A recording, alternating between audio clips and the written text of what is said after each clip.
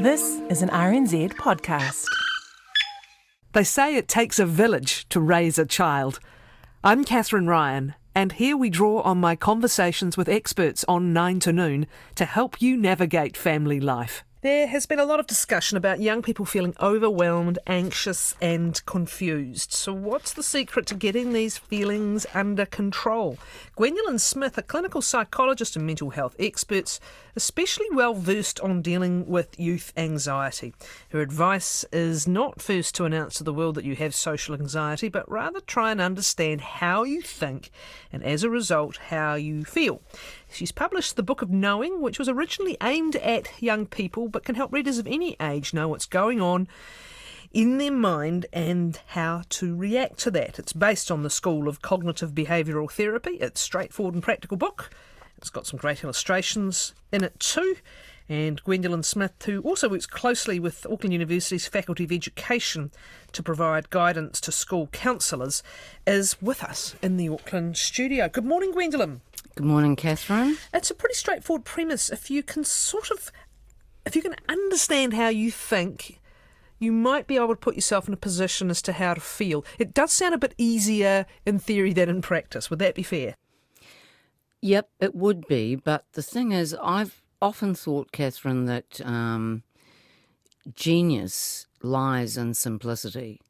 You know, like E equals MC squared, for instance. But Aaron Beck, who's the founder of cognitive theory, his models, which are illustrated in the book, they look incredibly simple, but the depth of them is quite phenomenal. So the models and diagrams and so on that are in the book are in fact the essence of what I would be doing in a clinical hour in my practice. Before we even start, is this a generation particularly affected either in the amount of anxiety or the severity of it relative to others?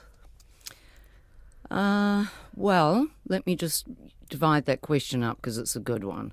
First of all, you've got this really significant genetic contribution, which is between 37 and 40%, which is extraordinary. I mean, it's well above, say, cardiovascular, for instance. And so the genetic contribution, that won't be new. But way we talk about nature and nurture now, Catherine, we don't sort of say, oh, is schizophrenia nature or is it nurture?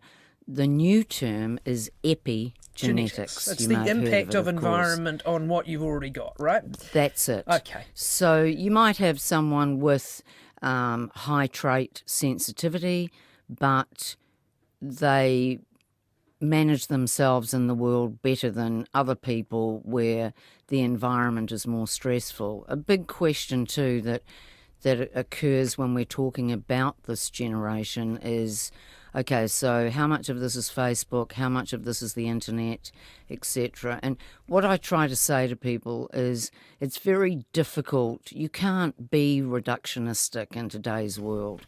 You can't go, yes, it's all Facebook. Yes, it's all the internet.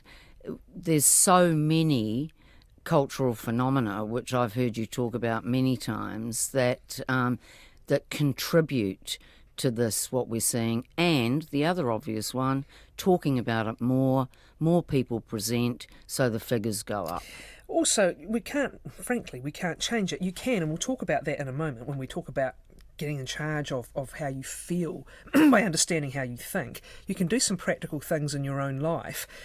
The only thing I would say, Gwendoline, is if you took all those cumulative elements of our modern lives, there is a sense of being observed and or judged that is a bit more 24/7 than it was for previous generations. And perhaps it's that as simple as we're going to get it. There's the idea that there's constant feedback at a time when young people are incredibly sensitive. They're still forming who they are and their sense of self-worth and what kind of person they want to be.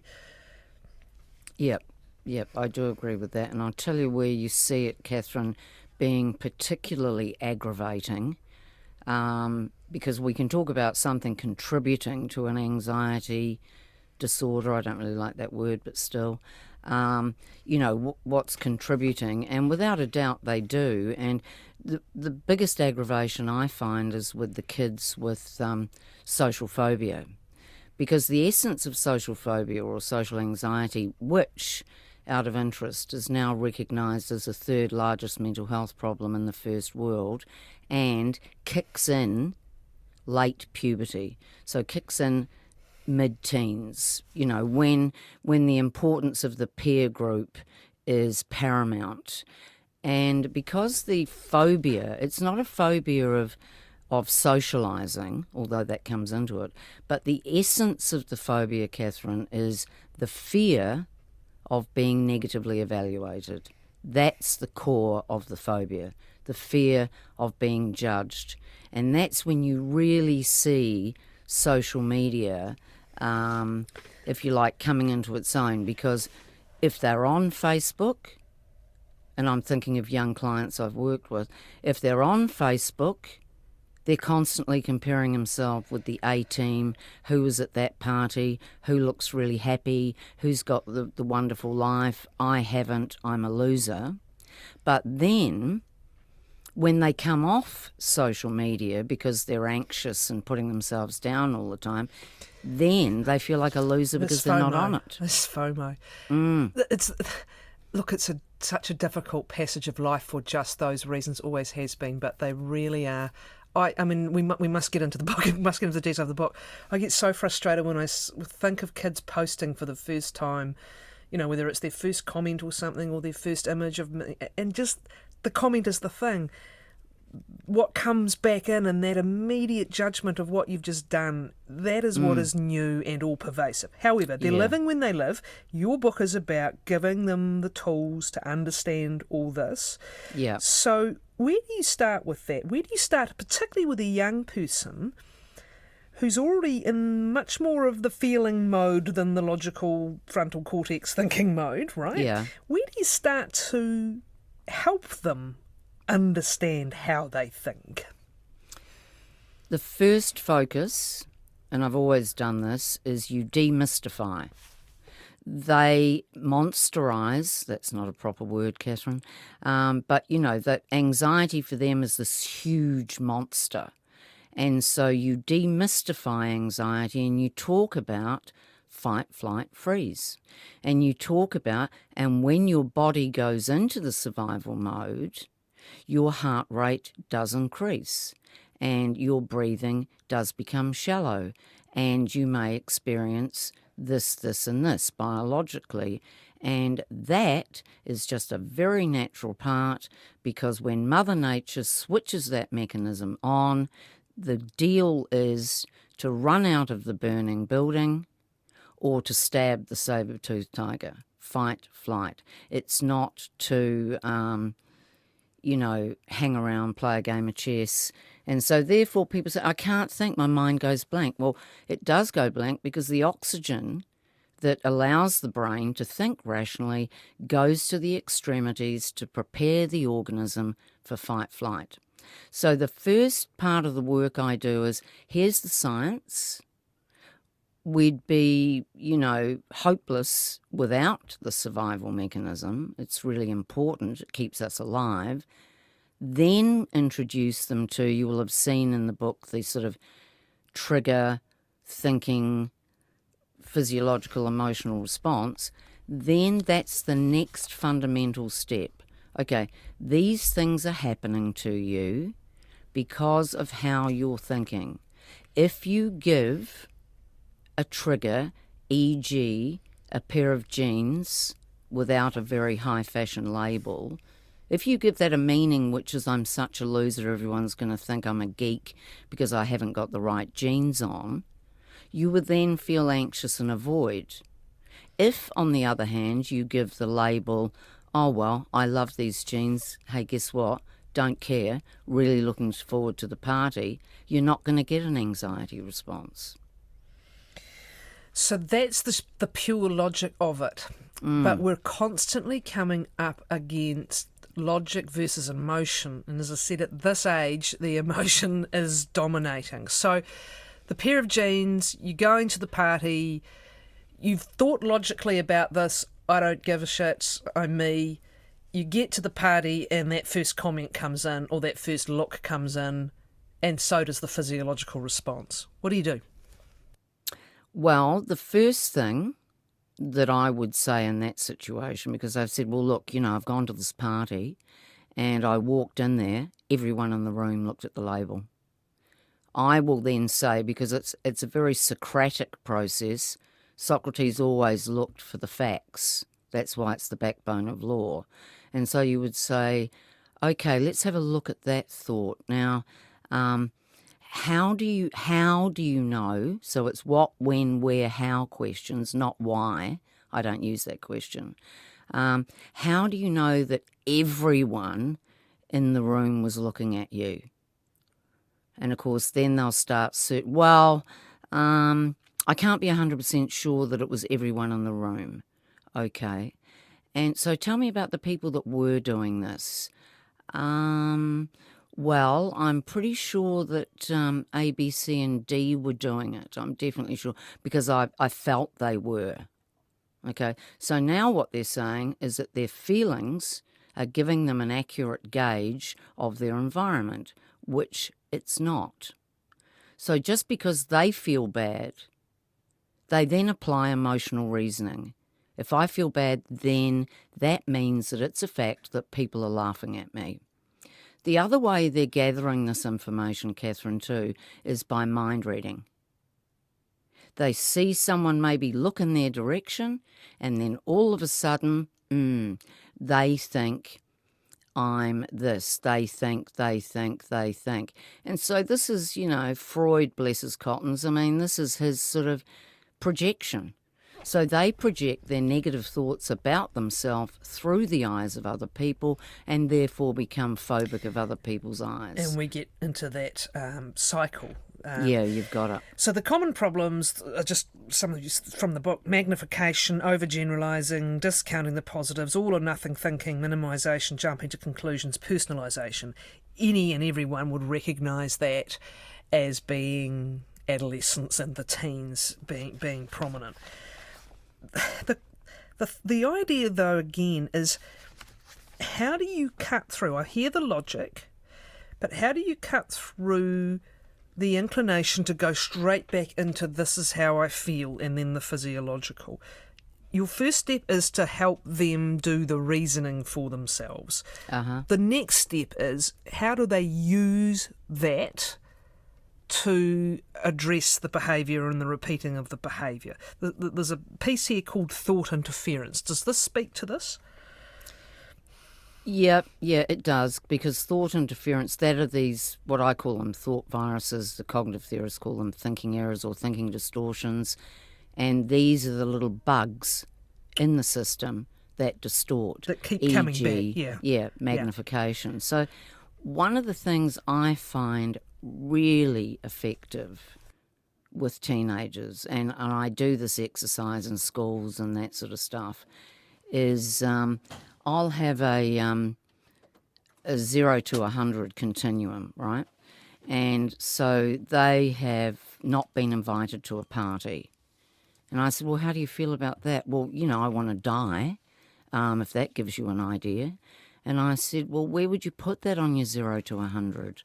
Oh, I don't know, 98?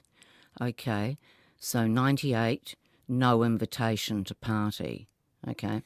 So then, and it's a bit of a mean trick, but I don't care, it works. So then I sit down and I say, okay, well, look, this is a bit naughty of me, but I just want you to visualise this.